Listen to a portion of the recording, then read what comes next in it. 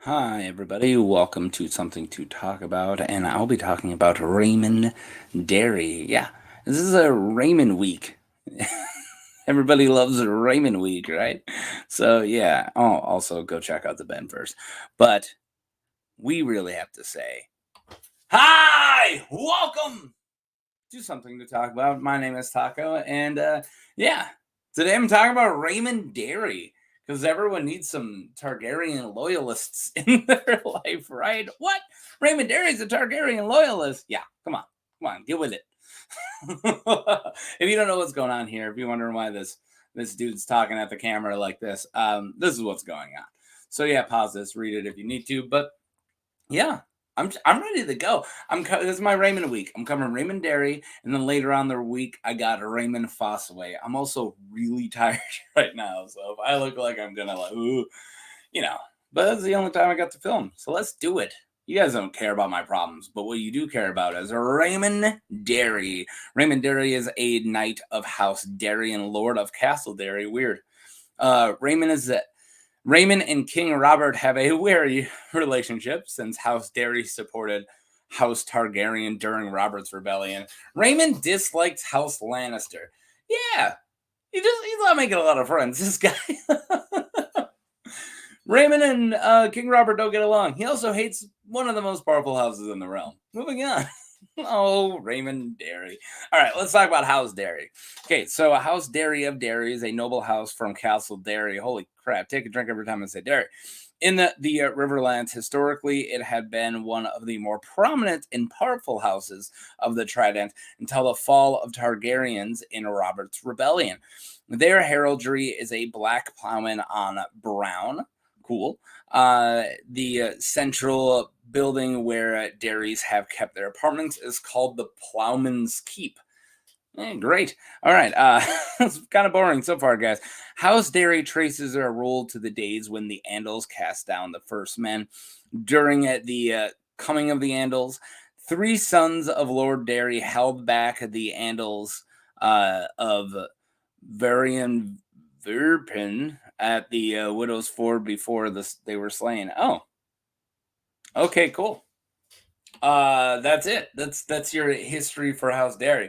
So yeah, let's talk about just Raymond himself now. We'll move past the house, and yeah, so he really kind of gets well known during Robert's Rebellion. So during Robert's Rebellion, they slayed.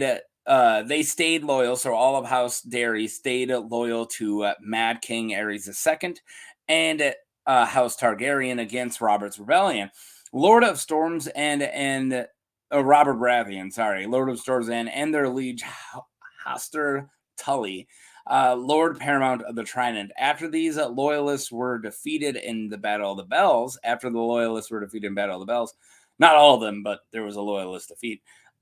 Sir Jonathan Derry and Sir Barristan Selmy of the Kingsguard were sent to Stony Sept to rally regiments of the Loyalist army to John Connington. Oh my God, maybe I'm too tired to do this. I can't read right now. Okay, so what all did I just say? So even though Hoster Tully of the Riverlands, their Lord Paramount, like siding with Robert in Robert's rebellion, deciding with the rebellion, they don't. And they actually try to help out after John Connington loses at Stony Sept. They go try to get the rest of the forces, dude from Derry and Jonathan Derry, is that what I said? And Barristan Selmy to try to rally these troops to get them over to the Battle of the Trident. So, Sir Raymond Derry lost his three older brothers in the Battle of the Trident. Sir Willem Derry and four loyal men smuggled Aerys' surviving children, Viserys and Daenerys Targaryen, to Bravos before the assault on Dragonstone, led by Stannis Baratheon. I'm not going to cover all that. I know there's like a bunch of conspiracy theories about everything I just said, but yeah, we're just going to take it. A Derry smuggled the kids. That's all that's important there. All right. The defeat of the Targaryens cost Derry half their lands, most of their wealth, and almost all of their power. So Robert actually didn't really destroy a lot of houses when he came to power, but he did strip a lot of power. So it was just like John Connington, how House Connington lost a lot of their power after Robert's Rebellion. House Derry lost a lot of their land and power. So yeah. So King Robert's party. Arya Stark goes missing. So this is during the first book. So when the Starks with the king's whole party, it's not the king's like party, it's like the king's party, right? Are headed down south to Land of the Pines. I mean, to King's Landing. So it was in the first book. That's what I'm getting at here. Arya Stark goes missing after her direwolf Nymeria attacks Prince Joffrey Baratheon along the Trident. Should have attacked him a little harder there, Nymeria. King Robert's King Robert's royal party stays at Derry uninvited during the search for the girl and the butcher's boy for 4 days, with Derry men and King's men and Stark men and Lannister men all stuck in the same small castle. Tensions burned hot and heavy. Yeah, a bunch of people who didn't like each other. The king appropriates Raymond's audience chamber, sitting in his high seat as well as his bed chamber. Kind of a jerk move. Raymond keeps his emotions guarded when Arya is eventually brought before Robert. So yeah, that was like that. That's kind of a big thing that happened, right? So they have to stay there, and it's not only Derry men who hate the King's men, but Lannisters who hate Starks, and also Derry men who hate Lannisters. So it's a big old hate boner going on when he just stays uninvited at Castle Derry. I don't blame House Derry, man. That was if like the president just came in and was like, "Hey, man, you're sleeping on the couch." I'd be like, "What? It's my house, man." All right. Visiting King's Landing. In response to Catelyn taking Tyrion, House Lannister raises a host at Castle Rock. Raymond, fearing the host, rides to Riverrun with all his strength, and as Edmure Tully prepares a defense of the Riverlands. Sir Gregor Clegane raids across the Red Fork of the Trident, burning villages and farms. Hoster Tully, Lord Paramount of the Trident, sends Raymun, Mark Piper, and Sir Carl Vance to King's Landing with the survivors of Sheer, which is a town, to ask the permission of King Robert to retaliate against the raiders. Raymun claims they were the attackers were Lannister brigands. With Robert hunting, Eddard Stark sits the Iron Throne and listens to their plea. Yeah. All right. So what all did I say? It all starts when Catelyn takes Tyrion because she thinks that Tyrion tried to pay for Bran's death, right? Like, that was a long time ago. I forget. So she kidnaps Tyrion. So then Tywin raises his force. So everybody starts freaking out. And after the mountain starts burning a bunch of villages, Raymun, along with Mark Piper, who I also covered, and Carl Vance, who I haven't covered, head down to King's Landing, and they're like, "Hey, like these are a bunch of people from Sheer, and their houses were burned and stuff." And Ned, who was sitting sitting on the Iron Throne at the time, got to listen to all. And then what does he say?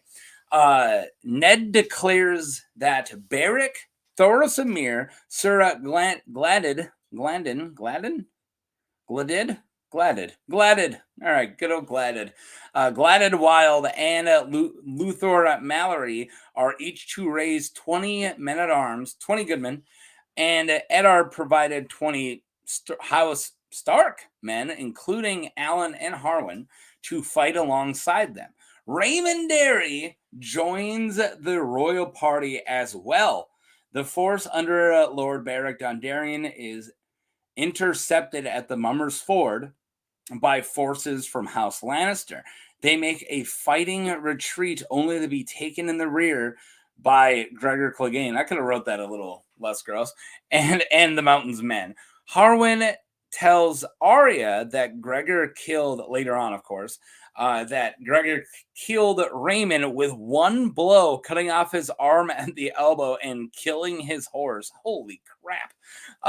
Lord Luthor and Mallory drowns in the Red Fork. Sir Glandon Wild is killed, and most of Eddard Stark's men is also killed. So Raymond, Raymond Derry's already dead. I got 3 slides left. Raymond didn't make it. That stinks, man. So yeah, he goes down. He's like, "Hey, we need men to like stop the mountain." And Ned Stark's like, "Here's a bunch of men." He's like, "I'm gonna go with them," and he's dead, just like that. All right. Sack of Derry. After the Battle of the Camps and proclaiming of Robb Stark to the King of the North and of the Trident, uh, Sir Edmure Tully allows his river lords to return to their lands and clear them of Lannister intruders. Entanglements are found at Stonehenge, Raventree Hall, and Derry, where Lord Lyman Derry's men are recap men recapture his castle from the Westerlands. I believe Lyman's like a little kid. Yeah, young Lyman holds the castle for a fortnight, and then Gregor Clegane descends on the castle, taking it quickly and putting all the defenders to the sword, including 8-year-old Lyman. Oh my God. Gregor, having killed Sir Raymond Derry at the Mummers Ford and young Lyman at Derry, is single-handedly responsible for the downfall of one of the major houses of the Riverlands. Whoa! So Raymond Derry dies. Lyman Derry takes over. He's 8 years old, and the mountain goes and kills him too. Jeeb. All right.